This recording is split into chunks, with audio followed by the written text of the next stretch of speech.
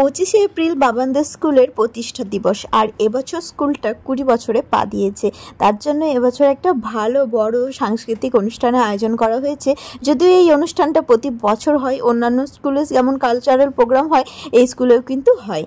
আর এই অনুষ্ঠানের মধ্যে নাচ, গান, ক্যারাটে, যোগা আরও অনেক কিছু ছিল। আর কম্পিটিশন ছিল আঁকার, যেটা কালকে হয়ে গেছে আর সেটার ফল আজকে প্রকাশ করেছে। দেখতে পাচ্ছ বাবান আর আমি, এর সাথে সাথে কত ছোট ছোট বাচ্চাগুলো কত সুন্দরভাবে নাচ গান করে অ্যাক্টিভিটি করেছে। আর এর সাথে কিন্তু কবিতাও বলা হয়েছে।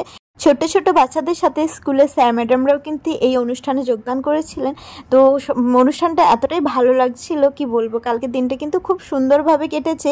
আর আয়েশিদেরও নাচের প্রোগ্রাম ছিল, এর সাথে সাথে আয়েশি আঁকা কম্পিটিশনে কিন্তু থার্ড হয়েছে। আর বাবান যেহেতু এবছর নতুন ভর্তি হয়েছে তার জন্য ওদেরকে নবীন বরণ করে একটা ফুল সেট বক্স দিয়েছে। প্রাইজ আর গিফট নিয়ে এবার বাড়ি পথে রওনা দিই। চলো, রাধে রাধে।